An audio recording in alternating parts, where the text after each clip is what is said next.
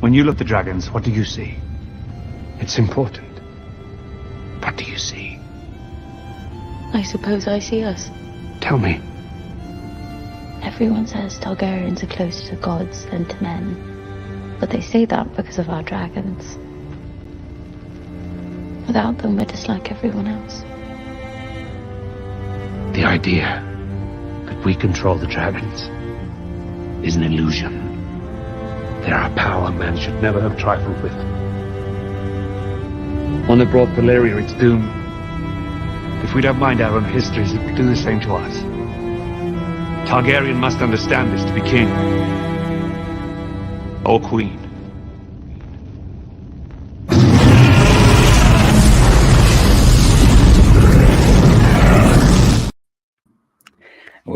Welcome. We finally have an intro. It took me a week, but we're there. That was a great intro. I love that. Yeah, but we're back for episode 2 of House of the Dragon season 2. This is the show, the wrap up for this kind of recap breakdown shows that we do here at Where Heartbreak Feels Good, and I am joined by Evan.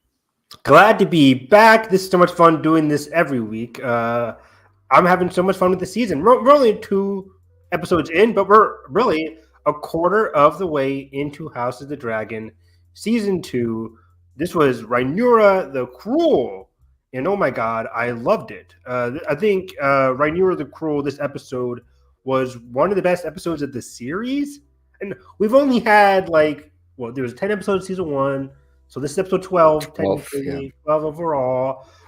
Fair to say, though, this is out of these 12 episodes, easily a top 5 episode of the series thus far. I would even go so far as to say of both shows, it's really that good. Like, it feels like we're exaggerating, but the pacing of the show, this feels to me like classic old school Game of Thrones, where sometimes the best episodes are not even the big battles or everything. It's just people talking in different rooms, and this episode just excels at that. That's a perfect way to say it, man. This is peak Game of Thrones season 2, 3, especially 4. 4 is my favorite season.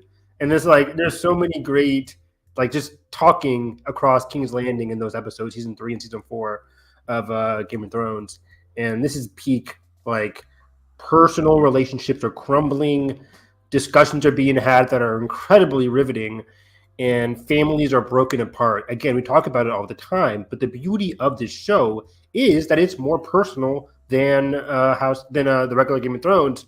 And it really showed its the ability to get so personal and so dramatic and so and captivating in all of these scenes. And the greatness of the writing is you understand where every character is coming from in each and every scene, even if you don't agree with them, even if they're being a terrible asshole. We'll get to you, Criston Cole, but I understand where he's coming from in a dark, twisted kind of way.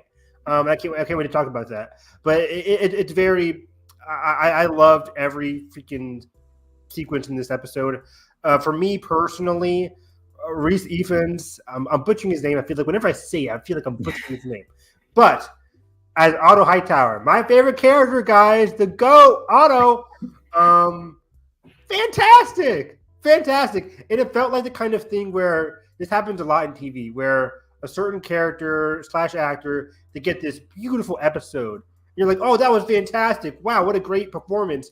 But then you realize, wait, are they giving him that material because we're not going to see him for a long time? And this happens a lot. I can't remember the last time this happened. Maybe Breaking Bad, Better Call Saul, something like that. Where I'm like, oh, man, that was a great performance. And then they end up dead or something like that because it's they want to give you the best of the best before you see them or before they bite the dust. And in this case, I don't think he's dying, but he's literally going to, with his Darren in Old Town, I think, whatever it was. Well, he wants to go to Old Town, but Allison wants him to go to Hightower. No, High Garden. High Garden, that's what it was. Okay. So we'll see what happens. But I'm like, man, if this was his swan song, I'm like, I really, and we talked about it last year as well. This show didn't get that much Emmys, but this episode was really you get an Emmy, you get an Emmy. In the era post-Succession, there should be a lot more room for House of the Dragon actors to really flaunt their performances. This happened with Succession season 1, I think, where it's like it came out right when Game of Thrones. Yeah, it didn't get much attention for awards. Much. You're giving an award to Cersei and Tyrion for the 5th and 1000th time. But it's like Jeremy Strong was so excellent in those early seasons, other people as well. Anyways, so yeah, Otto Hightower was phenomenal, but of course everybody else, Tom Glyn Carney, I think that's his last name. Excellent as Aegon. We talked about it last week in terms of Aegon not being the best person, but performance-wise and his character arc in this episode, phenomenal.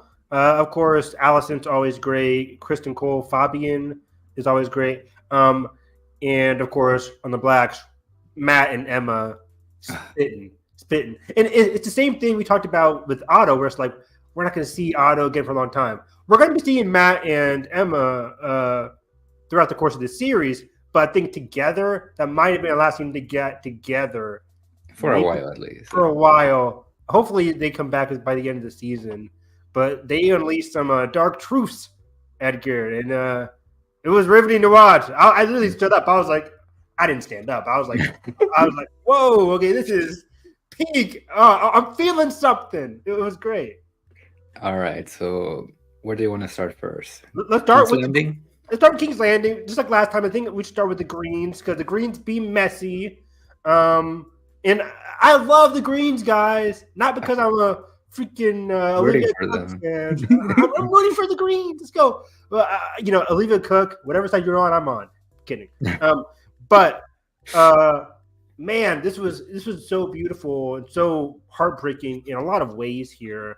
As grief is the name of the game for both sides of the families this week, and that is definitely true for Aegon, who just lost his heir to the throne. He is pissed, and I get it. His son is gone. We talked about it last week in terms of Aegon's characteristics. He's a character that really wants love. Just like the other members of House Green, he doesn't get love from his own family. Shocking. Mm-hmm. They're not a great family. We'll talk about the discrepancies between Aegon's family, the Greens, and then or the Hightowers, and then in comparison, that small scene we get with Jace and Bela, which is a lot healthier than anything we've seen up to now of any character relationship.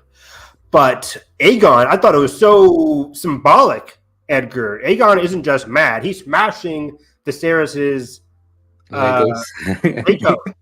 Those Legos. Don't step on them, Aegon. But he's smashing them all up. And this was very symbolic of Aegon's positioning in terms of he's smashing Viserys's legacy. Viserys's legacy, we talked about it a lot. It's very messy, and he kind of led up to this whole predicament while also not being a great father. And Aegon is smashing the legacy of his father.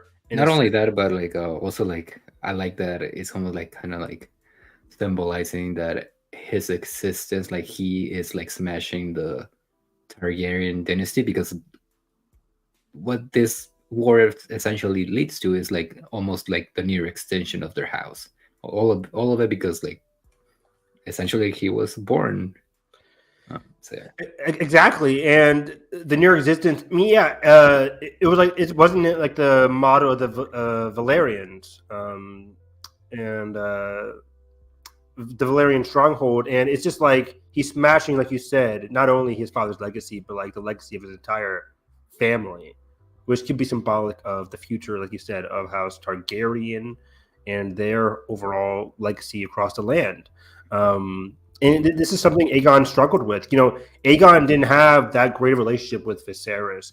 And I bring up Viserys here because I feel like Viserys is the beating heart, or you could say the beating ghost of this episode, where later on, Otto and Aegon are arguing back and forth in another riveting and encapsulating argument here.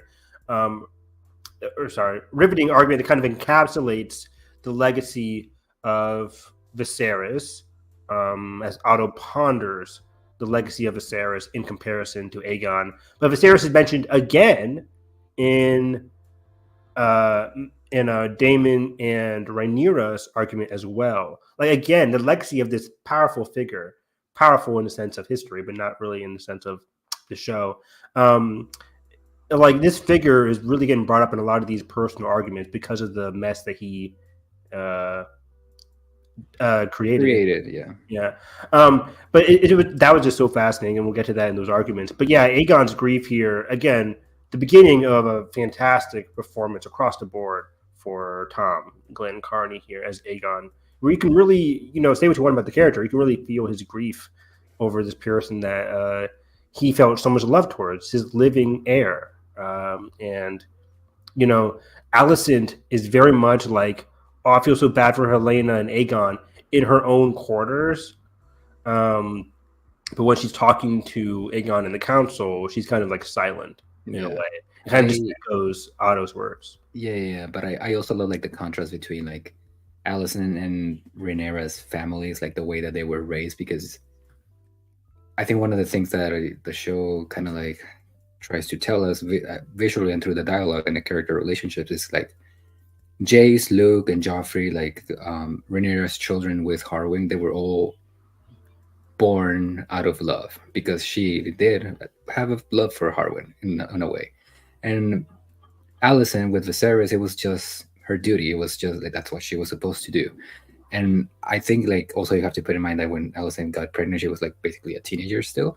So and her father wasn't always the most comforting person in the world. So I love how like now that she's an adult and her kids are adults too now, nobody in this family, at least from the green side, nobody in that family knows how to comfort each other. Like you see like that small moment of Helaena walking up the stairs and like Aegon is coming down and they just give each other a look almost like, I want to comfort you, but I don't know how. And they just part ways. And then like also like the moment with Alicent, like seeing Aegon cry in private, and instead of going up to him, she's like, I don't know what to do, so I'll just leave. The same thing with Otto and Alicent throughout the show. And even like, and this like I know people have like kind of like make jokes already, like memes about Aemon in the brothel being like naked with the older woman, but like I think that's also like kind of like symbolic of like not only do you get the idea that he's like into older women, but like also the fact that he maybe has like that kink or whatever, because it's not like something that he never got from his mother. He didn't have any like but maternal love from an older person, and so like again, like it's just very messy.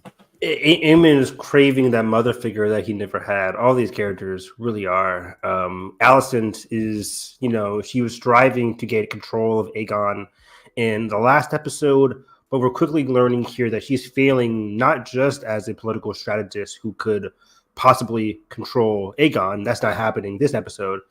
But we're seeing now that she's failing as a mother across the board here, as Helaena, we get at the beginning of the episode, is also very much stricken by grief. And it's very sad because, again, Alicent's talking like, my daughter, like, I feel so bad the grief that has befallen my daughter. But she's not telling Helaena that. What she is telling Helaena is, we got to do X, Y, and Z. We got to do this possession. And Helena's like, I don't want to do it. And Alicent's the one kind of echoing Otto's words, saying, well, we got to showcase our grief for the realm. It's for the realm. We got to support the family. Again, doing something Helaena doesn't want. Helaena just wants a mother to hug and understand her. And Alicent's kind of coming down on it, being like, sorry, this is what we got to do. And to compound that, Alicent's doing the same thing with Aegon in the council by echoing Otto's words. Aegon, not usually the voice of reason, and we'll get to him definitely not being the voice of reason, but he counters. He doesn't want to parade his dead son's decapitated body across the realm, but he kind of relents to Otto in that time. And then again, like you said, later on in the episode, when she wants to go talk to, or tries or attempts or whatever to Aegon, she just can't. She walks away. I was shocked by that scene. I thought, like, okay, she's coming in, she's taking off her jewelry. I'm like, okay, she's gonna talk to him, but then she's back in her room, and then she just has sex with Criston. I'm like, this destructive character, this destructive family. It's like they're so hypocritical. They're so unhealthy in a way that it just symbolizes how broken the Hightowers are in this whole episode. It was weird. Yeah, it's a great contrast also to like episode 1, like last week with Rhaenyra like going up to Jason, like giving him a hug after like everything that happened. So again, like going back between like one family, like there being an actual sense of love there, while the other one is just like, we're only a family because that was what we were supposed to do. So that was just so tragic. The Greens are just fumbling, and amongst all this, like I mentioned, Aegon doesn't want to parade. They're at the council now. Aegon doesn't want to parade his son. He's in grief and he's angry. He's lashing out. I do like that he kind of lashes out at everybody else, saying, "Where were you? Where were you, Criston? Where were you, Criston? I was in bed." I was like, "Yeah, whose bed were you in, Criston?" He was in bed with Alicent, of course. He can't say that.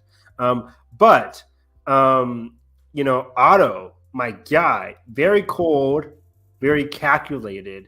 He's like, do not let it go unturned. I do feel great for my grandson. ... But we can use this, guys. We can use this. I love how he's like, let me give you a 101 crash course on marketing, on PR. Yeah, I know, right? But this guy got like an S, an A rank in PR marketing. This is his bachelor's, his master's degree. Because it is a freaking fantastic plan. I was listening to this. I'm like, damn, that's pretty dang good. It's sickening, of course, but yeah. Yeah, and the thing that makes it even more like, I guess, like cool or like fascinating is the fact that even he himself admits, like, we don't know who did this actually, but let's just blame it on Rhaenyra. Great point. Yeah, it kind of goes into, in a meta-textual frame point, the aspect of Fire and Blood where it's never really true, right? Like Fire and Blood is all about these different perspectives, and it's kind of tied into this conversation here where it's like, fact and fiction, reality, it doesn't really matter. We're the victors. We're on top. We're royalty. We get to name the actual history. And in our version of history, Rhaenyra the Cruel. Rhaenyra did this. And that's what we're going to spread across the realm. He's basically giving them a Fire and Blood book and saying, like, everybody read it because this is what's actually happening in their perspective. It's very fascinating. Yeah, and I also like that the fact that it works. And you see, like, through the funeral, as like everybody's like obviously feeling for Helaena. But I love that moment, and I mentioned it in our group chat that I kind of like paralleled it to like Aegon's coronation in episode 9 of season 1, or like he's like having been like support and love from all of these strangers, and he's getting like drunk in power. But like on the other side, Helaena is just like, no, thank you. Yeah, this is so fascinating. The differences between Aegon and Helaena here. Aegon, like we talked about, he doesn't get love from his family, so he gets drunk on love from others. We saw in episode 1 where he's just talking about like his different names for the type of king that he is from the common people on the throne, while while Blood and Cheese just go and kill his own son. And then we get that here where Helaena, on the other hand, is the opposite. She doesn't care about the common people loving her or anything like that. She gets an authentic panic attack. How do they say it? I'm having a panic attack. But I felt so bad for Helaena here, where she's really struggling with these people just really stretching up on the card. They want to express their sorrows and their love for Helaena as well as the evils of Rhaenyra, but she can't handle it. And I think the acting, the visuals in the scene, Edgar, holy fuck, so good. Like this show, man. It's the shroud coming across her. She looks up at the sky. It's like beautiful. And I want to talk to you because just a little fast forward. We see Helaena look up at the sky and very much like ponder, something. Maybe she's looking for freedom, escape amongst all this crowded claustrophobic. Yeah. But we also see that from Rhaenyra. There's a sequence in her chambers where she looks out the window, and it's a beautiful shot of Emma. I'm just like, oh my god, beautiful shot of Rhaenyra looking out the window, also like the sparkles of dust in the air, and I'm just like, I wonder if they was trying to compare and contrast something, or these two queens who have lost so much. I think it's definitely that. Also because like, and I did like that the episode, like the writing kind of like dives into this of like, Helena has always been the most innocent one of this family, and even Rhaenyra has it admitted. It's like, why would I want to do that to her of all people? But like, one of the first things that I thought about when I saw that scene was Helena and seeing like the things like the dust coming down from the sky. Like for me, like my interpretation, and again, I don't know if this is like the correct one or not, or maybe I'm just reading too much into it. But like, yes, X Ryan. But but I kind of like almost like read it as in that moment her like kind of having like maybe a vision or something. Oh, okay. Because like the first thing that I thought about with the dust and everything, I immediately went back to like season 8, like how like King's Landing basically like goes fucking to Ash. Yeah, to Ash. So I don't know if that's it, but there's definitely something that triggers her, and I don't think it's just the people around her like yelling for her name. It's just in general that emotional discomfort that she's feeling. You know, Allison tries to put her hand on her. Yeah. It's just like it's too much, too much. You know, around her. Too much around her. And I will say about one more thing about Helena and her prophecies, dreams, or whatever. I do wish that the show kind of dwelled more into them, not only because like the show is the one that introduced them, like this is not something from the book, but like last week during the House That Built Dragons or whatever, like the behind the scenes show that they have, they were like showing like her room, and like she basically like draw all across the walls like her very different prophecies, and in one of them it looks like it's like a woman, like a naked woman in fire, and she has like dragons. So it's obviously, I think it's supposed to be Daenerys. And like next to her is like a man with a wolf head. So maybe like Jon and Daenerys. I don't know what's supposed to be there. But like in one of her, there's like a book that she has. Again, they showed it on the behind the scenes show, where she's like drawing out different things, and in it like she saw like the blood and cheese thing, but she also saw like two like gooses like killing each other, and like that's a pretty cool detail that I wish the show would have shown, because like the goose is the sigil of House Cargyle, and like obviously the twins are like from House Cargyle, so it's like two gooses killing each other. Wow, holy shit. So again, like this woman clearly knows what's happening. Like if anybody just like took the time to like listen to her rambles, you know. But I would love it if the show kind of just panned across the art, in a sense, like they don't have to say anything obviously, but they can just be like pan, and then cut to Helena. It takes like, you know, that would take only like 5 seconds. Yeah. If they just want to pan. If you're an audience member, if you're just a casual, you don't have to pause it. You can just keep on going. Like, okay, she's drawing across the room. But if you're a hardcore like us, we would have time to afterwards pause each and every art or portrait that's on the wall, or whatever it is on the wall, and go deeper into it. That would be very fascinating. Yeah. And as a book reader, one last thing that I will say about this, and it's not from Helena, it's just in general. There's a lot of hints to what's to come later this season and later in the show as a whole. That if you've read the books, Ryan Condal, you're not being slick. It's very fucking obvious what you're setting up. Really? Yeah, they're really cool like foreshadowing moments. For this season or the series? Probably like the series as a whole, but mainly like early next season and like towards the end of the show. Yeah. What the fuck? In this episode? Yeah. What? I have no idea. I just, guys, just to say, like, I rewatched the episode a little bit, half the episode again. And I'm like, what is Edgar talking about? These fucking book readers, guys. I tell you guys, I'm going to read the book maybe by the time season 3 comes out. I got time.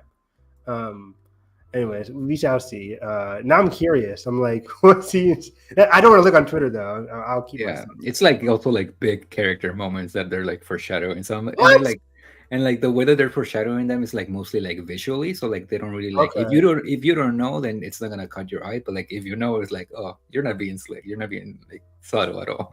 If you know, you know. Yeah. But yeah. Speaking of like Aegon and Otto and all the schemes, maybe I'm jumping a little bit too forward, but I love how like essentially Otto's plan does work of like blaming it on Rhaenyra, the funeral kind of goes as planned, and then Aegon goes ahead and fucks it up by hanging all of the rat catchers. That's a really cool. Oh yeah, let's just jump to this entire deep discussion here, man. Because you're right, Otto's plan is really good. It really works. But we cut to the blacks, we cut to the greens, and we cut back to hundreds upon hundreds of rat catchers along the wall, and people are screaming, "My son, my baby, no!" Blah blah blah. Like you feel bad for these people. And then you get the dog that got kicked. That poor dog. That poor dog. Like both times he gets kicked, and then like it's Master is just hanging there. It's just like been a rough week for the poor guy. Been a rough week for the dog. Like if the show had any balls, show us a dog scene in every episode from the beginning of the season to the season finale. Very end, yeah. Just make it a season-long joke of just like constantly seeing the dog randomly throughout every sequence. I would love that. But yeah, Otto comes in pissed. He was like, "What is happening here with all these rat catchers dead?" He's like, "Well, and we skipped over it, but they found blood. Laris comes in and had found blood. And by the way, stepping back a little bit, I liked when Laris came in there, kind of like the knight in shining armor for Aegon. Yeah. Where he reveals like, "Oh, we caught blood already," and that was very quick. I'm like, it seemed so sus to me, but I still. Yeah, come on. I'm still of the belief, like we were talking last week, like he didn't know that it was gonna happen, but he allowed it to happen, and that's why he was so prepared this episode. Exactly, he was so prepared. He's like, "Oh, hey guys, I found it." It's kind of like the in a law court procedural, somebody opens up like, I have another witness. We found a key evidence. It's like, where is this guy coming from? And the same thing here with Laird. He comes in and he's like, "We found blood." And later on in the episode, Aegon comes in and brutally beats Blood to death. We don't see it, of course, but before that, he does say, like, of course, the other accomplice was a rat catcher. I don't even think he says cheese, but either way, rat catcher, and that's kind of it. Aegon kills him. The smartest play there for anybody with the brain: torture him, trying to get a description out of him. Go to all the rat catchers that you ended up finding anyways. If you ended up finding and catching and killing the rat catchers, you are able to go visually say, "Hey, is this rat catcher? Is this him? Is this him? Is this him?" It'll take 2 hours to go through all that and have Blood correspond like, "Oh yeah, this was the rat catcher that did this." Yeah. And just like, if you lie, then you're definitely dead. Like, come on. Yeah. And I also love the fact that like I guess the punchline of that entire sequence with Aegon like talking to Otto and being like, with Otto saying like, "Oh, you killed all of these people," and Aegon being just like, "Yeah, but at least one of them was it." It was like he doesn't give a shit. He's just like, "Well, at least we got it. I'm pretty sure we got it at the end of the day, so it doesn't really matter if we killed all of these innocent people." Exactly, but it's like, Aegon, you did that. Cool, you're not wrong, but at what cost? Because we just had the whole sympathy of the realm, and we talked about in terms of like how we're really getting the plight of the common people this episode, and it was kind of teased last week with Hugh the Builder, I think. Hugh the Hammer. Oh, alliteration. My arch nemesis. Hugh, and not just Hugh, but other people through the petition sequence, we were able to learn that a lot of the common people are struggling. Just plain and simple. They're struggling. We even got a council scene of them struggling. We get Hugh again this episode. Not much to talk about, but spoiler alert, he's still struggling. The price of food is rising. Compound that with the sequence here, where a lot of these rat catchers are dead, and Otto comes in saying, brothers, husbands, fathers, dead. And for what? Just so one of them, one of 100, one of 50, however many, could be killed as the person that killed Jacaerys. Like, we had the whole realm on our side, and now we're right back to where we started. Fucking Aegon. And it was worse.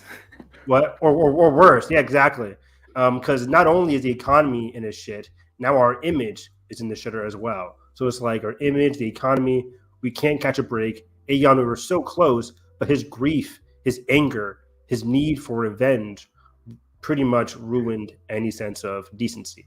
Yeah, I love how Otto is basically like, you kill all these people in this economy. In this economy, and oh my god, I just what else is there to say about Otto's fantastic acting here? It's like, you imbecile. He was going, it's like, Jesus. They look like classic Tywin with like Joffrey, and I loved it. Big time. Yeah, people are comparing it. It's like Tywin wouldn't be arguing with this little boy. Tywin would just be like, go to your room and let me handle this shit. But it is a different circumstance because Aegon is a little bit stronger than Joffrey, at least. And also, I feel like Otto doesn't have like the strong. I mean, he does, but like not as strong of a personality and commandment as Tywin. Because also Tywin was like, not only was he the first son, but he was also like a war commander. So yeah, exactly. He has the experience, and Otto doesn't have that. It was a very different state of affairs for both of those characters. Yeah, Tywin is like the head of the Lannisters, and he's like you said, military, strong backbone. Like Otto is kind of like the guy who whispers in people's ear, has a lot of like political knowledge and know-how, but he's never the kind of guy to be like, this is my thing, and everybody follow what I say. It's like, and everybody kind of like hushes. And that was Tywin. Everybody's like, oh shit, like I can't. Even Cersei was like, oh shit, like, hey, yes, like, let's do this. It's like Otto doesn't have that clout at this point in time. So yeah, he is going back and forth, just calling him an idiot, imbecile, a disgrace, every other name synonym for stupid in the book. And he was just going off on Aegon. And we talked about it last week in terms of like the hand of the king and all this kind of stuff. And I'm like, Otto, chill out a little bit, maybe. But then it gets worse because he brings up, like we talked about with the beginning of the episode, he brings up Viserys. He's like, he kind of like laments, or there's some kind of sorrow he feels in regards to Viserys, saying like, Viserys would have never done this. Yeah. Viserys would have been more calculated or calm, reacted differently, basically, to all of this. And I think this was the worst thing to say to Aegon at the time, just because Viserys was never really a good father to Aegon at all. Yeah. He was always absent, pretty much preferring his Legos than Aegon's own company. And then when he mentioned the whole like Aegon or Viserys would have made me king, or Viserys made me king, or whatever. Yeah. You get the beautiful Otto. The laugh. It's so freaking good, man. It's just like kind of like maybe not exactly the same, but it kind of reminded me of the smirk that Robert Downey Jr. gives in Oppenheimer. That's like, you know, but yeah, like that entire moment is freaking fantastic, and I love that. Again, all of this entire family, at least like the Hightower side, like they don't know how to express their love, but like even in Otto's speech, you can tell that despite all the schemes that he played on Viserys, he still fucking cared for the guy. And not only that, but like I love the fact that without actually like saying it out loud, he admits that he was in the wrong for trying to usurp the throne, because he's like, oh, you think this there? I don't think he regrets it, but like I think he knows that it wasn't like the correct thing to do. Yes.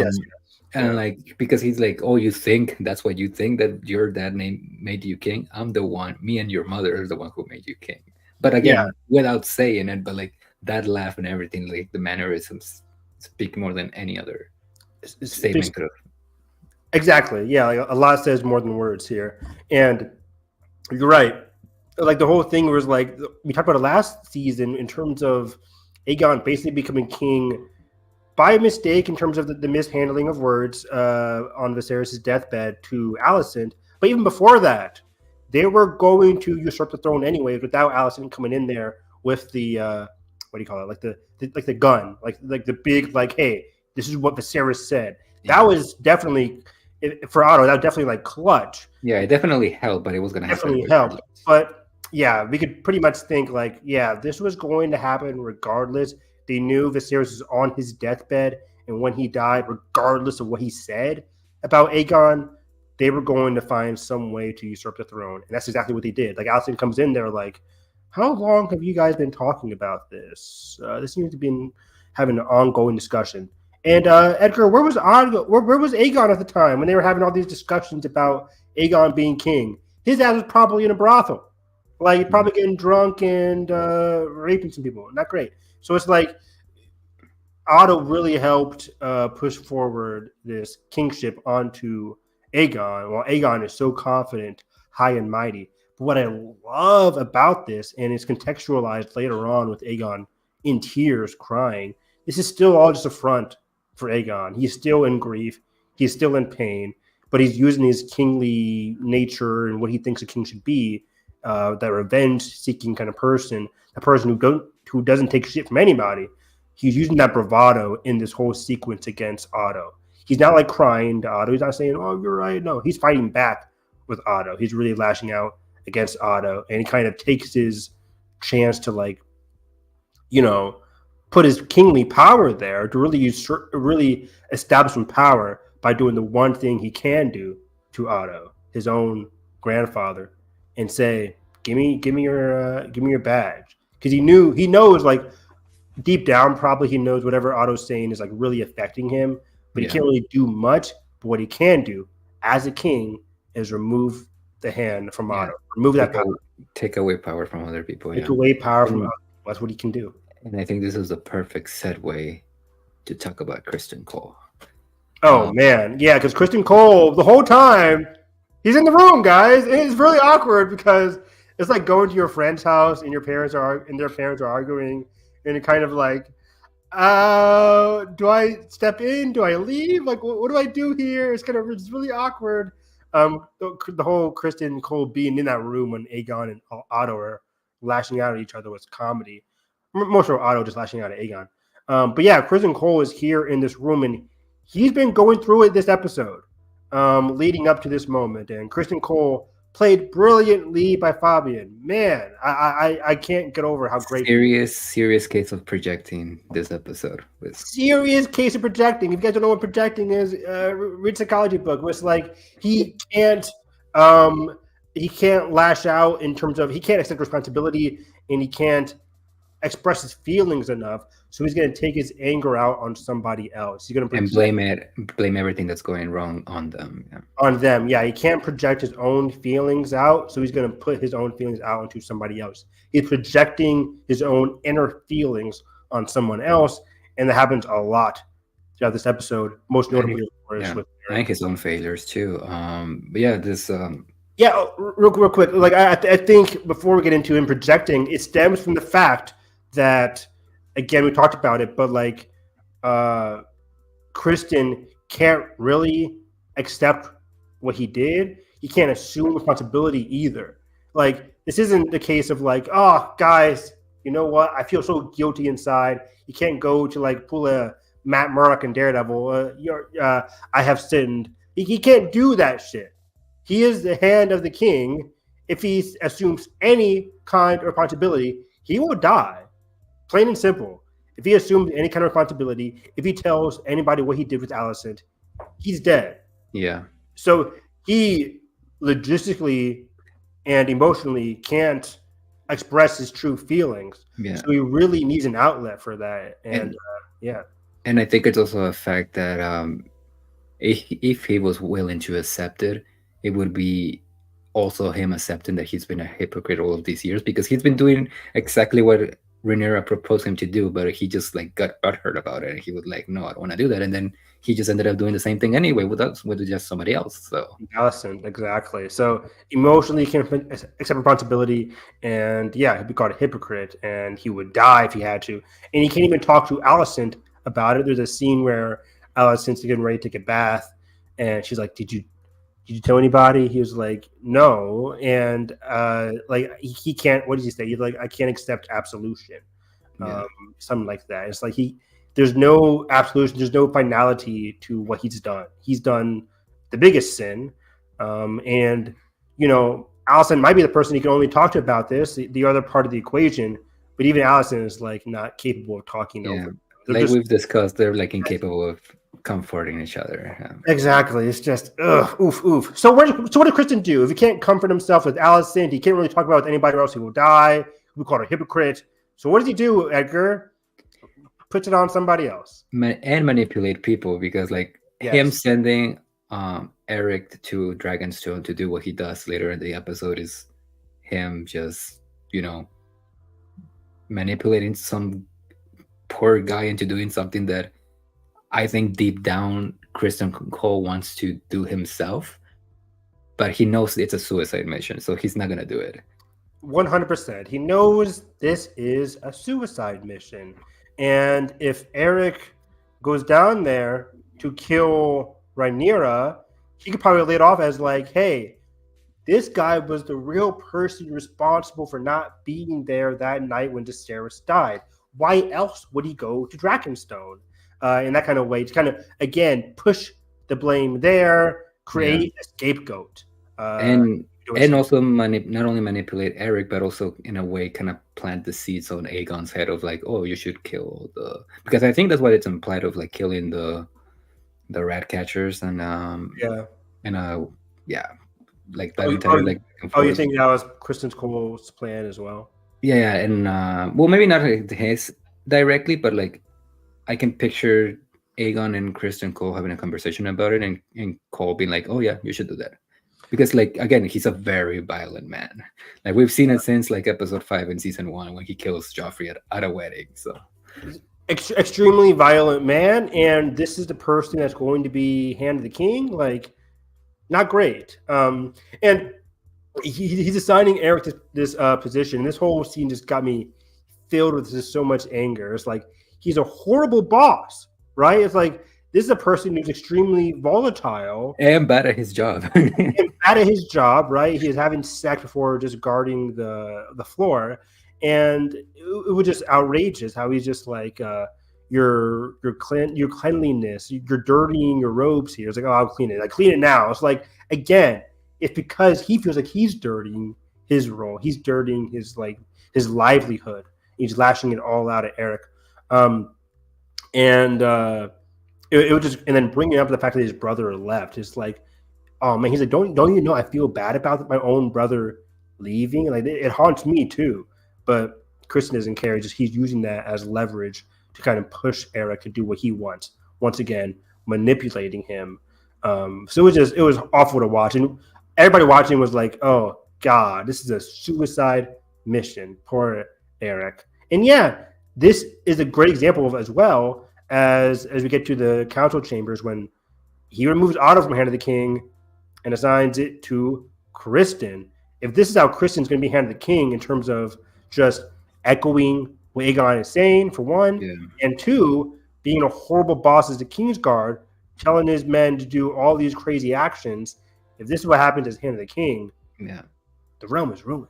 And I love how he even himself is surprised that he's like being promoted. It's like, dude, why are you shocked by this? Like, you are essentially the yes man to Aegon. What did you thought it was gonna happen?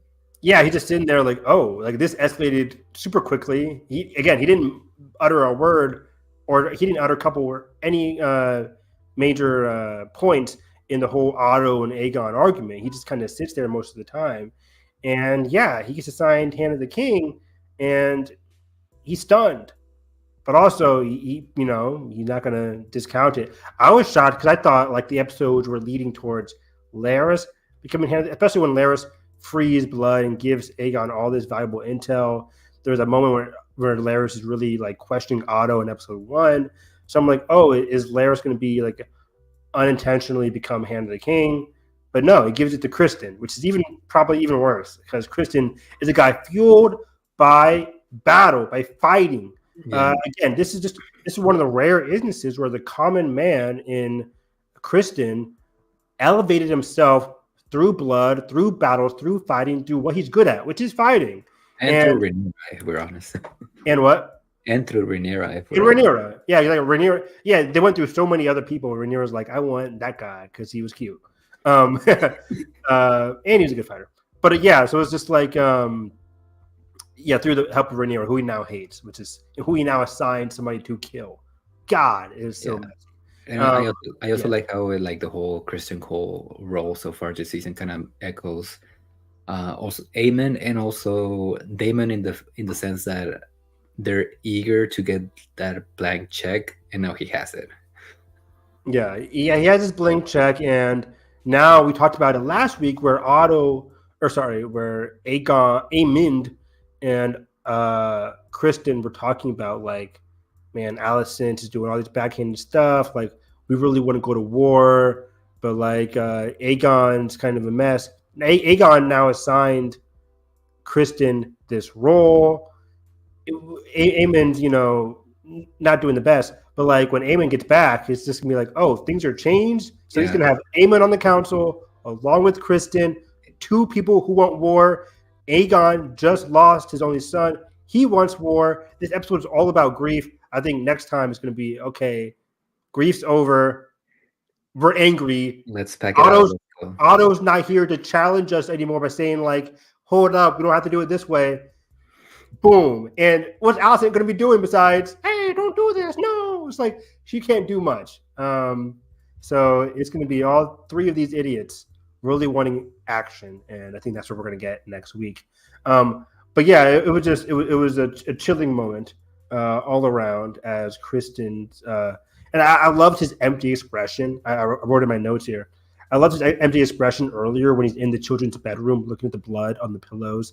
He just like kind of blinks out when he's looking at the room, and he also blinks out when he's talking to Eric, where he's just like looking into his eyes, just like this whole huge empty expression on Criston Cole's face. You can really feel his pain in this episode and how he's lashing out at everybody around him. Yeah, and gets elevated because of it. And is that it for the Greens? Yeah, I think so. So Otto goes off to Hightower. They mentioned Darren, which was surprising. Darren. I was like, so Darren is the one of the other brothers, right? He's the youngest one, yeah. So it's Darren, Helena, Aegon. Yeah, it's I think the first one was Aegon, then it was Helena, Aemon, and I think the youngest one is Darren. Yeah, but like now, like like the fan theories is that Darren might not be Viserys, that it might be Cole's, like because it seems like that has been happening for a while. What do you mean? Like that he's a bastard, like he's not Viserys' son. Oh, okay, yeah.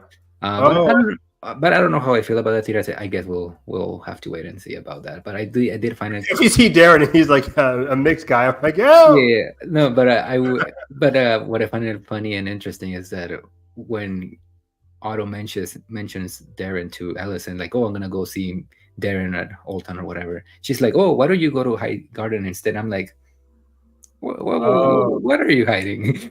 You don't want him to see Darren. Yeah, because like, why would you just send one of your kids to another castle? It's weird. It's interesting. We'll see. We'll have to wait. It's really weird. I think on Entertainment Weekly, Ryan said like they haven't even casted. Yeah, I don't think he's gonna appear this season. I think it'll probably be like. Is he important in the books at all?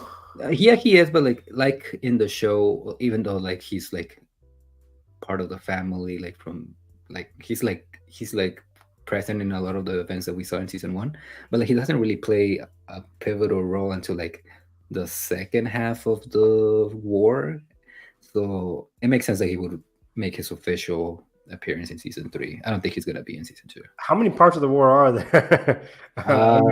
So we're gonna see. Without spoiling, we're gonna see a battle. I think episode 4. They already confirmed that, but I'm pretty sure we're gonna see like a maybe not an explicit battle, but like battle-esque sequence towards the end of this season, and then early season 3 we're gonna see another major battle. And like there's like I think there's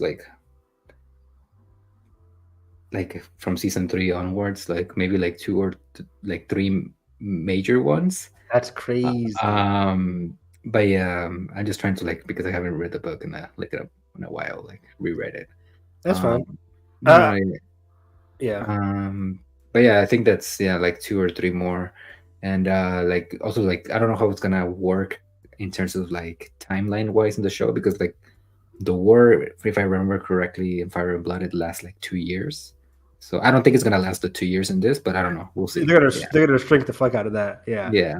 Kind of like Rings of Power. Where it's like, oh yeah, this takes place over across a million years. Like, but yeah, I wonder, because that might elevate this whole episode in general. Like, if there's a lot of battles to come, not saying the battles are bad, but like it might elevate this episode in terms of like the calm before the storm, like all this grief. It was crazy because we thought like episode 1's gonna be all this calm because there was so much grief following Lucerys' death, Luke's death. But then the grief continues on the green side as this messy Hightower family crumbles. And just to encapsulate everything again, it's like they're unable to emotionally connect with one another. The end of the episode, again, is just so heartbreaking as she can't even comfort her own son. Yeah. She doesn't know how. She doesn't want to. It's very tragic. And the only thing she can do is get into rough, angry, physical sex with Criston. Again, both these characters who are unable to emotionally talk about anything going on. All they're only able to do is continue this hypocritical, this sinful act that they both like. It's so interesting. They both despise themselves for doing it. Like Kristin's like, there's no absolution for what I've done. Yeah. And then the way that Alicent last week was like scrubbing, and the way she again goes into the bath this week in terms of like seeking some kind of like solitude, some kind of like solitude penance in a way. Yeah, I now that you mentioned like Criston and his honor or whatever, like going back to like the Eric scene between those two, I love like he's like, oh, like why is your cloak dirty? You've dishonored your cloak or whatever. It's like, again, just projecting.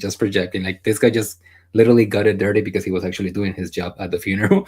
Well, you like yours is dirty, but like not literally, more like emotionally dirty. You dirty yourself emotionally by continuing to have sex. And they felt all this guilt, but then at the end of the episode, they come back into each other's arms, start making out. And Edgar, wasn't it so eerie how the episode ends on like a dark, eerie score? Yeah. As they start having sex. I think that it was also like interesting that both episodes end with like Alicent and Criston Cole like having essentially sex, Good point. Yeah, I didn't mention that. I didn't even recall that. So yeah, both episodes end. Like I think the show is really trying to tell us nothing good can come of this relationship. Yeah. And what is their ultimate end goal? Like we said, again, Criston can't get absolution for this. He can't tell anybody what's going on. Alicent knows she sinned. She started telling Otto that, and what does Otto say? I'm good. Yeah, like don't tell me. I don't need to know. He's like, I have bigger fish to fry. I get it. You love Rhaenyra. She's like, So yeah, it's like, what is their ultimate end goal? What's going to happen with this relationship? Nothing good, obviously. But yeah, I think that's it for the Greens here. Yeah. Before we jump to the Blacks, I guess we could mention the fact that they're like the show is like slowly introducing these characters. Like there's this like older white-haired guy that walks through King's Landing. He's like seeing all the hanged bodies from the towers or whatever. He's gonna become important too, just like Hugh the Hammer. Was that not Hugh who was walking through the streets? No, it was somebody else. I think his name is, if I remember correctly in the book, is Ulf. Okay. So yeah, those two, they're just like barely introducing them because they're gonna become important. Also like I don't think they're twins. Like the two brothers, like the ones that are like with the Valarian people. Yeah. Adam and Alan. Yeah. Those two also gonna become important. That moment where he's like looking at the dragon flying by. Just keep a mental note because it's gonna come back. I thought that was because she assigned Bela she didn't say go to King's Landing, but she said go to the King's Landing area. Yeah, patrol King's Landing like from above the sky. Yeah. I thought that was Bela, but no, apparently it's sea smoke, I think. And I'm like, oh, Rhaenyra, you're back? No, probably not back. So sea smoke is back. Yeah. So yeah, for all of these characters, just like keep a mental note that they're gonna become important. For sure.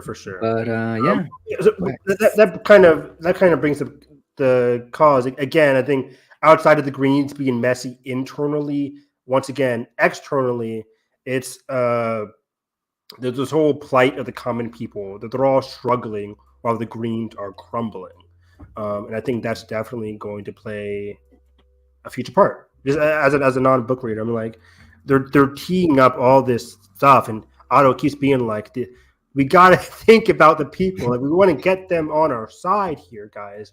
And they're all like, fuck it, we killed the rat catcher, he's dead. It's like, that's not the important part. It kind of is, but it isn't. I get it, but like, yeah. So I wonder who's going to go about it. Yeah. Because once again, these people are broke.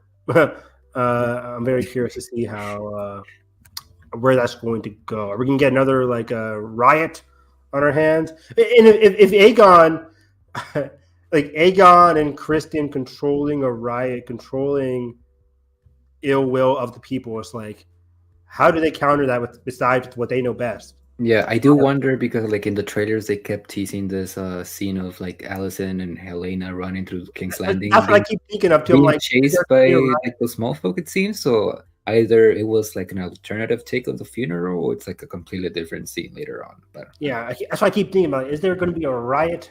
We'll have to wait and see. But again, Otto's out of the picture.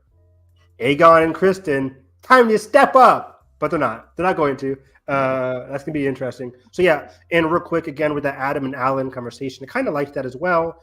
All these families having their own different objectives, and we see that here with the younger one. What's his name? The one with the dreads. Adam. Is that him? Adam, yeah, Adam. Adam, yes. So Adam is kind of like wanting to use his position to be like, hey, you helped out King, the Sea Snake, basically. Use your goodwill of the Sea Snake to elevate your position. While Alan kind of doesn't want that, right? He kind of wants to keep things the same. Am I reading that conversation correctly there? Yes, but there's more to it. That's all I can say. There's. I mean, basically from that conversation alone, what do you think Alan wants to do, given just that sequence? Like, I think, like, is Alan just content helping out, like, fixing the ship and just, like, living his life there? I mean, I don't think we've seen enough to, like, really judge, but, like, I think, like, at the end, like, they kind of want to please Corlys in their own way. That's what it's and it's again, it's gonna be like an important part of their characters once the show keeps going on and exploring their characters. But yeah, like it's like kind of like navigating without like spoiling. Yeah, I was trying to understand that sequence of events because they both seem to be on different paths. I mean, they're both brothers, so they both seem to be like very much happy with each other. They're not upset at each other, but it just seems like Adam wants more, while Alan doesn't. He's like content, and Adam's like, he's like, we should be doing this. Like, we should be rising to the occasion, basically. But both of these people are on Corlys' side, which means they are on the black side, correct? Yeah. Okay. At least so far, yeah. At least so far. But, speaking of the blacks, their own little council about the aftermath of Blood and Cheese, and again, comedy, peak comedy. The acting again, like, I don't know how they make something so tragic of like what happened with Blood and Cheese and like kind of turn it in a little bit of a sketch with like Daemon just giving looks of like, I know what happened. This was peak Park and Recreation. This was peak like The Office. This is like peak comedy where everybody just like and I love how the homeboy is just like Rhaenyra, if you did lay that rule or lay down that order in a time of weakness, we would understand. And Rhaenyra's like, I didn't do it. Like, shut the fuck up. I didn't do it. And then he sits down. She's like, God, this guy, he thinks I would have ordered that. Right, Daemon? Daemon's like, right. Not you son of a bitch. It was so great. Like the editing, the way she looked at him, I was just like, oh. And of course, Rhaenys looking at him earlier like, I know you didn't do this, dude. I love that also. Like they're like, again, without like drawing attention to it, I love that they're like exploring like the concept, the idea, I guess, or whatever, that Rhaenys and Daemon have known each other their whole lives because they're cousins. So they probably know each other a little bit better than Rhaenyra and Daemon do. True. Yeah. But also like even before that entire like the looks and back and forth, like I love that you were already seeing like cracks going through Team Black because of that one lord who's like, well, like basically implying that Rhaenyra was the one who for like the murder of Jaehaerys. Yeah, he was basically like, if you did do it, like we would understand. But yeah. And she's but again, like even though it's maybe not be like as drastic as what like the High Towers are going through, you're still seeing those same cracks happening in both teams. Yeah. There's also that one guy who was like, "Oh, we're in the shitter now. Like this is disastrous. Like there's so many different opinions in that scene. So yeah, the blacks are clearly not like divided, but there are definitely cracks within this group. And the biggest one is Daemon. Like again, let's just like talk about that entire conversation that they have in private in their chambers. My dialogue in that scene. Oh my god! Again, I was so captivated, like increasingly so. With every line, I'm just like, ooh. It's like everything that they're saying is true. It's correct, but it's like maybe from you their shouldn't point of say view. this. Yeah, maybe you shouldn't say this. From their point of view, I think Daemon says some wrong things. Fast forwarding to the end, where he says like, "Rhaenyra, you're only here because my father, your father, thought you as a weak and easily like." No, like given what we saw, Rhaenyra is not like this perfect queen. Obviously, everybody in the show is flawed, but at the time, he thought Rhaenyra was just alone, very capable, and very capable, smart. That's why he told her about the prophecy. Like he had so much faith in Rhaenyra, and regardless of like he thought she was weak and it would have been easy. Or she had wisdom or whatever. Yeah, exactly. Like no, that wasn't the case, Daemon. But yeah, everything. Though on the counter side, Rhaenyra saying a lot of stuff to Daemon that I have to kind of agree with. Even as a huge Daemon fan, there was a lot of things that she was saying which was very accurate. And what Daemon's unable to say because he's too high of himself. But like another point for Rhaenyra becoming queen and him not is because, like as Rhaenyra says, you're too selfish, Daemon. You're untrustworthy, even to your own brother. And this hurts Daemon. He feels like somebody similar to Aegon and Aemon, like Daemon at the end of the day is a boy similar to Kylo Ren, for any sequel trilogy fans out there. A young boy who didn't have a chance to like fully grow because he's in somebody else's shadow. Yeah. And he wants that love in this case from his brother, that he never really got. Yeah, and I think for him, like because like there's like a moment where he's like, "Oh, you let the High Towers steal my brother's throne," and she's like, "My throne." Like she tries to like correct him, and like I love that little piece of dialogue because I think it perfectly like contextualizes the fact that Daemon not only deeply loved his brother, but like he saw the Iron Throne not as a piece that he wanted because he was like hungry for power. I don't think in any moment like he actually wanted to be king. I just think that he hated the fact that nobody believed in him. Especially his brother, and he just wanted to be accepted. Yeah, and the Iron Throne is like the closest thing that like connects him to Viserys. I think that's why he was like interested in it in the first place. And like again, like if Daemon was as power hungry as somebody like Otto says he was, he would have just raised an army and usurped the throne for Viserys. Exactly. And like in something that the show never mentions, but it does happen in the books, and in my little headcanon for the show, I like to believe it happened too. During the Council of 101, when they were deciding whether Viserys or Rhaenys were going to be the next heir to the throne, leading up to that moment, to the decision, Daemon is the one who raised an army for Viserys. So in support of his brother. It's not like he wanted to make a claim for himself. Again, this man is like deeply, like maybe not in love, but loves his brother, you know? And yes. And that's part of what frustrates him about Rhaenyra, because even though she loves her and he loved Viserys, because he is like the blood of the dragon, like that's how he sees himself. And these people are trying to be more peaceful. He's like, you guys are doing it wrong. This is not how you do have Targaryen.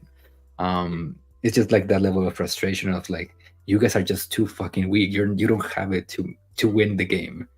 That's a fantastic point there. A lot of that was fantastic points.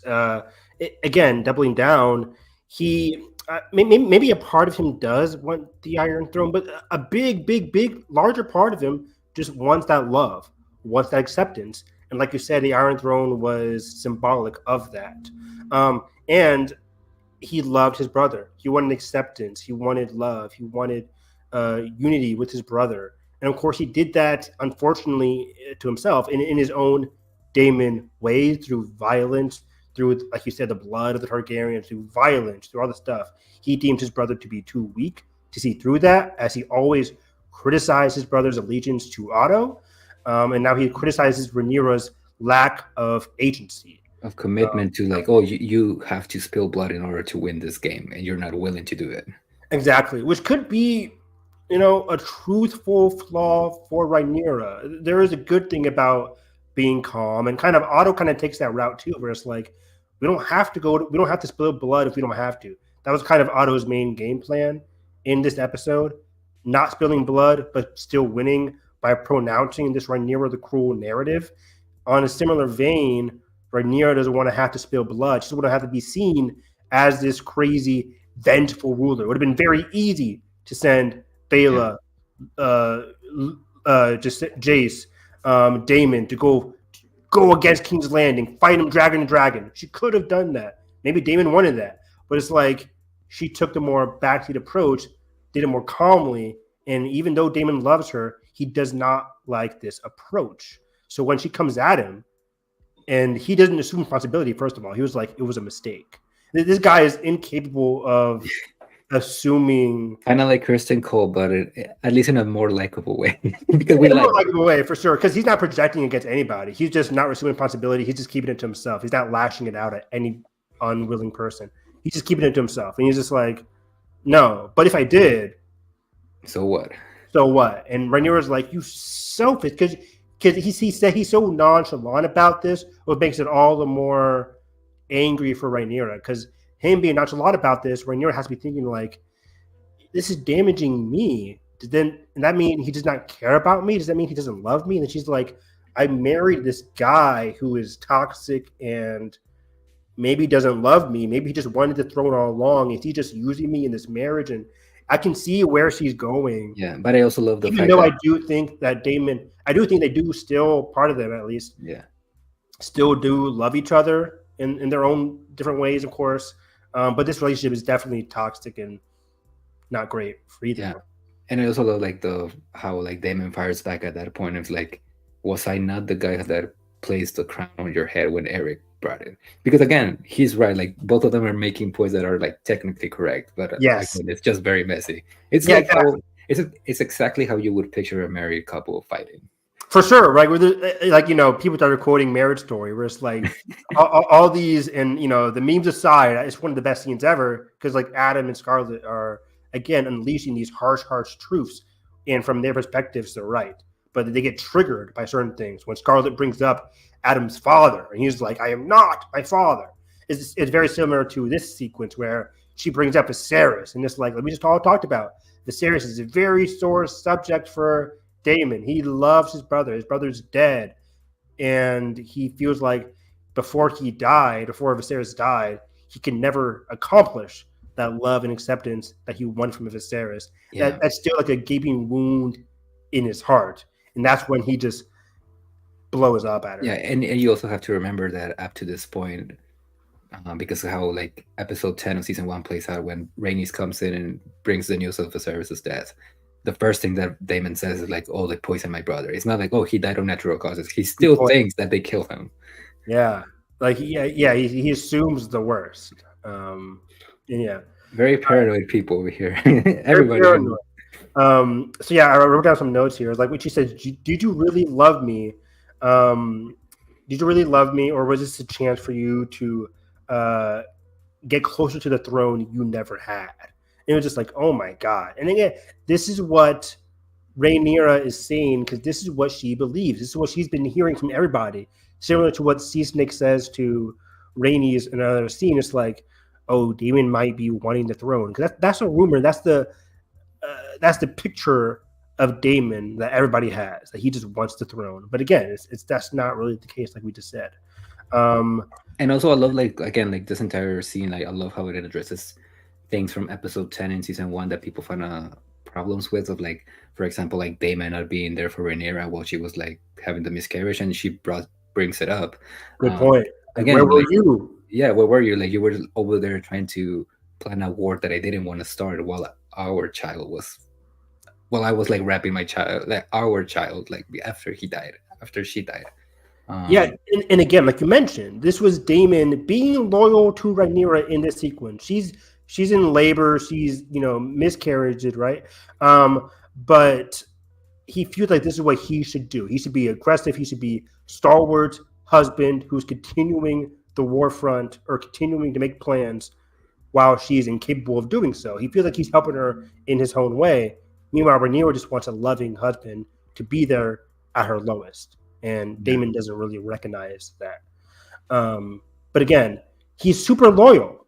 Like this makes it very, again, I got to mention this as I always do, but Big Brother-esque in these like in social strategy where it's like somebody who is super loyal to you is always an advantage. But if you feel like you can control or you cannot manipulate somebody, even though they might be loyal to you, do you risk taking them out? Do you risk letting them go? And in this case, Rhaenyra is kind of torn here where she loves him, kind of, but then that love is kind of like slowly draining as she's having all these doubts across this whole argument. And then that's when she doesn't even tell Daemon to like go away. He does that by himself. Yeah, I mean, it was gonna happen anyway. But again, like even like to your point of his loyalty, like even after the entire argument, he's still being loyal to him by going to Harrenhal and take the castle for her. Right? That's a good point. He's like, "Fuck it, I'm going to Harrenhal." And she's like, "Okay, actually, wait a minute. Okay, yeah, that's pretty good. Please do capture that place. We kind of need that." So that's exciting. So yeah, but then, dude, again, I made a note here. He wants to be loved, but he's such a defiant figure. He's both wanting love, but he's also so defiant towards authority, right? He wanted Viserys' respect so much, but when Viserys told him to do something, he'd do the opposite. And again, that's because in Daemon's own way, his idea was better than Viserys's.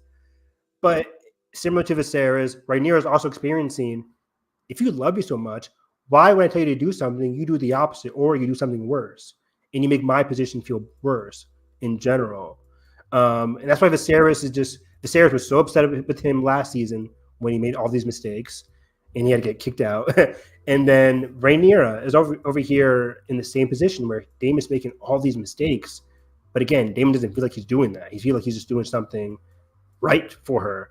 And what I loved here, this extremely chilling moment where he looks like he might choke her. He walks over to her. He feels like, all the this, and you see brilliantly played by Emma, where she's like physically shaking.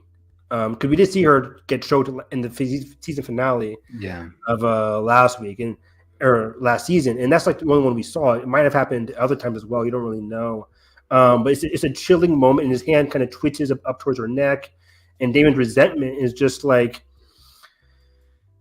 I made a note here, like, is Daemon's resentment stronger than his love for Rhaenyra? Like in this moment, or like, I think that's the inner battle within himself. Like this resentment he has towards her and towards his legacy overall. Is that overpowering his love he has for Rhaenyra, or it's a constant battle going on inside of his head? I don't even think he knows. It's just super fascinating to watch. Yeah, I also like it's gonna sound very stupid, like hand acting, but like again, like you mentioned, like him like going up to her neck or everything, like how he's shaking and how like he like Matt Smith turns like the shaky violin hand into like almost like a carrying like her cheek, like it goes from like very violent to like carrying, like again, like kind of like touching her very gently. So it's like again, like it's just like very good how he like portrays this character. It's very good. He's portraying the complexity and the complicated emotions in such a physical way through his hands. There's one shot where his hands like wide open and one like still balled up in the fist when he's just standing. And I'm just like, he doesn't know whether to hit or just to be calm, or like he doesn't know what to do. Yeah. And one of my favorite lines of the series is when she says, "Do you wish to indulge the darkness that keeps sheathed within you like a blade?" I'm like, oh my god! That quote reminded me of a quote from Fire and Blood. Well, was it Fire and Blood or The Rogue Prince? I don't remember. Where like how George describes Daemon as a character, like essentially like the Maesters. Like this is not the exact quote, but like they're basically saying that Daemon is equal parts light and equal parts dark. Like Like for some people, he was like a hero. For others, he was the darkest of villains. And that's like I had like an issue of how like he was mostly portrayed like the darker side in season 1, but we're seeing more of that in season 2. Like maybe like of that dark side, like kind of like getting to him, but like kind of like pull him back to like the light in a sense. And I'm gonna be very interesting how it's played out for the rest of the season, because I was listening to the Game of Thrones, the official podcast that they have, and Ryan Condon was like a guest. I thought we were the official podcast. I wish we would be getting paid, man. No, but like Ryan Condon, he was saying like out of all the character arcs this season, the one that he was the most proud of was like Daemon. So I'm very interested how we leave him this season. Yeah, we're going to be on Daemon watch this entire season. I think they did a great job with him in season 1. He became one of my favorite characters in season 1 because we saw that darkness and that light. We saw the love he had for Viserys when he picked up the crown. We saw that love for Rhaenyra, even though there's partially like, claims of 10 out of 10. I'm with you, Tones. What's up, Tones? I really think that Daemon doesn't like that Rhaenyra had to be the one to deal with the burden of being king and queen. He thinks he should be the one with that stress. That also might be the case too, where he accepts Rhaenyra as the queen. He loves her. He was willing to marry her. But also, there has to be a side of him is also given all these complicated emotions where he's like, he feels like his ideas are the smarter play. And if he was in charge, he'll be able to enact those plans maybe. So it's very interesting. Like, again, you're able to visually and physically see all these complicated emotions coming across Daemon's face here. And he doesn't really know what to do or how to feel. And I think in season 1, we saw that light side when he's with Rhaenyra, and we got the grooming aspect of it all because she was very young. But we saw that lightness when he was marrying her, when he was with Viserys. Like there was a lot of lightness, even when he was like curled up next to Mysaria, who was also in this episode. There was a lightness and vulnerability we saw in season 1. In season 2, it's been very much less vulnerable and more so aggressive. But it's going to be I'm very curious to see Daemon's journey this season. What's he going to do now that he's without Rhaenyra? Like, nobody to really argue him like we just saw. So, you're muted. Nobody to really be policing him like now that he's in Harrenhal by himself with a dragon. Exactly. And I had the same conversation with we just had the same conversation with Aegon. Like, now that Aegon's here with nobody to challenge him and Otto, how would he react to the plights of the common people? And in this case, now that Daemon's away from Rhaenyra, his love, his queen, how would he react? Is he can continue these violent tendencies that Rhaenyra just lashed, violent and selfish tendencies, or is he going to continue helping her? Like Edgar said, he is at Harrenhal, or that's the plan there. So hopefully he does things that are supportive of both Rhaenyra and himself. But you never know with Daemon. He is an enigma. He is a chaotic character, like we just said. Light, darkness. You never know which one you're going to get. This whole scene was just, it was fucking phenomenal. I was so captivated. Yeah, and 2 short scenes that we can get out of the way real quickly because there's not a lot there, but it's mostly like just like thematic stuff. The one with Bela and Jace and Rhaenys and Corlys in bed. Yeah, quickly for Bela and Jace, just a quick encapsulation of how to be a healthy family. Jace lost his brother. He says, "I miss Luke." Just those simple words are things other families aren't even capable of saying. Like, I miss. Like, you don't see Helena or Aegon saying like, "I miss our son, our boy." It's just like usually for Helena, it's like my boy, my son. And in other cases, they just can't talk to each other. But we actually seen Helena and Jace talk to each other. This is the future king and queen, if all goes well, of the realm. So it's like, we're seeing like Rhaenyra have all these arguments, Alicent and them and Aegon have all these arguments. It's like these two seem to be doing just right. And if they're a future king and queen, I think we're going down a right path here. So yeah, it was a very healthy example amongst all these messy families. And it's similar to Rhaenys and Sea Snake, where he's like, I don't mind. I don't mind being bossed around. I don't mind being bossed around in bed or in general. I was like, okay, this actually Sea Snake's my guy. Again, like, and also like all of both of these moments with these two set of characters, a lot of foreshadowing in those scenes that when you come back to them later. Really? Yeah. In the rainy scene? That one too. So yeah, you can just come back to it in a few months, few weeks, we'll see. I'm trying to think. What was it a foreshadow? Oh, we see her with the crossbow practicing. I really want Baela to get in some action. I think she's from the preview from myself from next episode. She's gonna start like on the dragon, Moon Dancer, right? Yeah, Moon Dancer. Who comes up with these names, by the way? Do they come up with the names, or is this like the dragon pit people? Well, I think like the idea is supposed to, at least the initial idea for like the first Targaryens that came to Westeros was that they were trying to name their dragons after Valyrian gods. That's why Valyrian, Meraxes, Vhagar. But I think that tradition kind of got lost because then you got like Moon Dancer. That's obviously not a god. That's just like somebody coming up with a name. So yeah, and then like obviously like with Daenerys just naming her dragon Drogon, stuff like that. But yeah. Noah has a good comment. If you could, which one?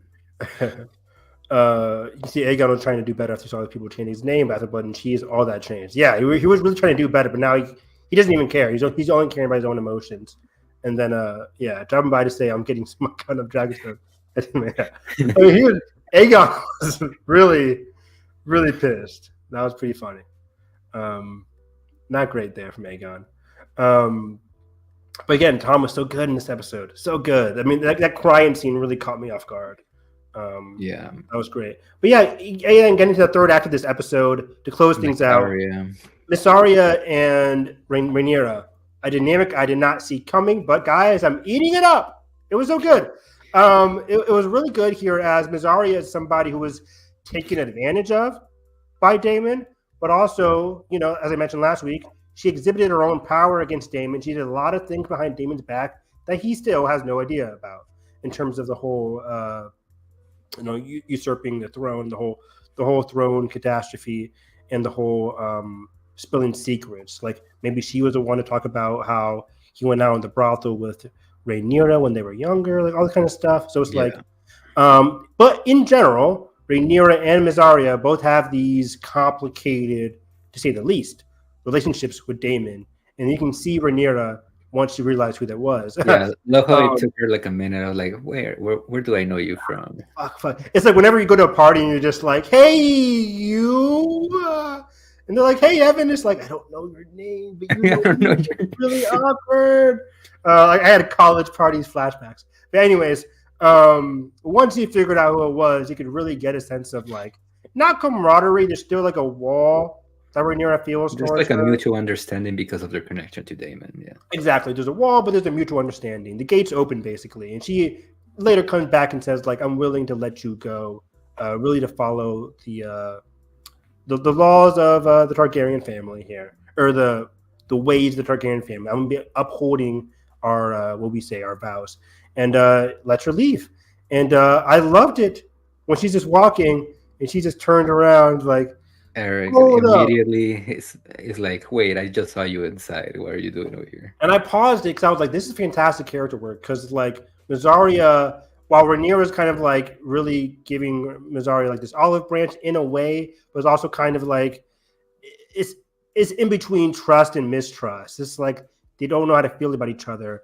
And Miss Arya, she doesn't really like, or in my opinion, Miss Arya is very much untrusting of higher people, like the Hightowers or Targaryens, right? Because they're able to like break the rules. Like she knows Otto, she dealt with Otto, but then Otto tried to have her killed. She worked with Daemon, but then Daemon like threw her in jail. So she can't really trust the people that are on top of the food chain, basically. But then she sees Eric. And she's like, "What do I do here?" You can see her mind churning. But then she said it. She was like, "Wait up, hold up. Let me go." The implication is that she's the one who runs up and tells Eric, right? Exactly. Yep, exactly. And I'm pretty interested in how that's gonna turn out for her later in the season, if she's gonna want to do like an alliance with Rhaenyra and be like her informant, like her own little Larys. Me too. I'm so happy you said that, because I think Laris is kind of like this negative influence on Aegon, while also being positive depending on your point of view. But also, because we know Laris is always looking out for himself, so it's not really like him helping Aegon; he's him helping himself in some wicked way. But Miss Arya, while she is, always caring about herself as she should in this world, I think, optimistically, there could be a great relationship to be had between her and Rhaenyra, who needs a good confidant because Daemon just left. And we kind of skipped over it, but after Daemon left, he had a conversation with Baela telling her to go to King's Landing, all over that area. So it's like she has comfort with the women in her life. Rhaenyra does. But yeah, I like how Miss Arya turned around. Again, the impact is that she told Eric that, hey, your brother's here. And I love the whole sequence of events of Auric slipping behind the Dragonstone wall or whatever walls. And I was just like, it's going to end badly. It's not going to succeed, obviously. But the whole sequence of events was still just as captivating and riveting, even though you knew the outcome. And it was so cool. It was so yeah.